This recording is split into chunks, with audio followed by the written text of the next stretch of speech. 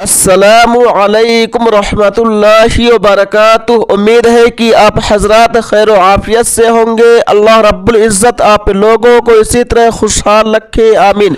फतावा Deoband 786 YouTube channel में आपका खैर मकदम और इस्तकबाल है। मेरे दोस्तों, एक सवाल बहुत ज़्यादा पूछा जाता है कि जुमा मुबारक कहना कैसा है। कुछ लोग कहते हैं कि जुमा मुबारक कहना जायज़ है, जुमा मुबारक कहने में कोई हरज नहीं है, और कुछ लोग कहते हैं कि जुमा मुबारक कहना नाजायज़ है, हराम है। इस बारे में दारुल उलूम देवबंद का फतवा क्या कहता है, आइए जान लेते हैं, सुन लेते हैं।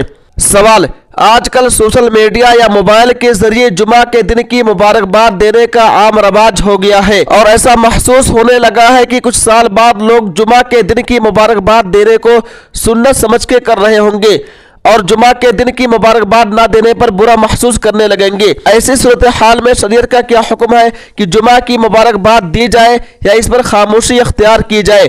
और अगर कोई जुमा की मुबारकबाद दे तो उसे भी खैर मुबारक कहा जाए, और अगर जुमा की मुबारकबाद देना शरयत व सुन्नत से साबित है तो दलील भी तहरीर फरमा दे। फ़क़त वस्सलाम, ज़ीशान हुसैन। जवाब: बिस्मिल्लाहिर्रहमानिर्रहीम।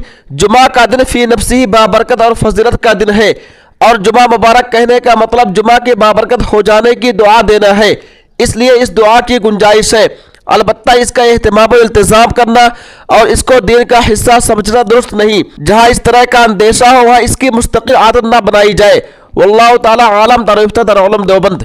उम्मीद है कि आप लोग मुकम्मल वीडियो देख लिए होंगे और दारुल उलूम देवबंद का फतवा भी सुन लिए होंगे। दोस्तों, इस वीडियो को ज़्यादा से ज़्यादा शेयर कीजिए। तब तक आप हमें इजाज़त दीजिए। अल्लाह हाफिज़। अपना ख्याल रखिएगा।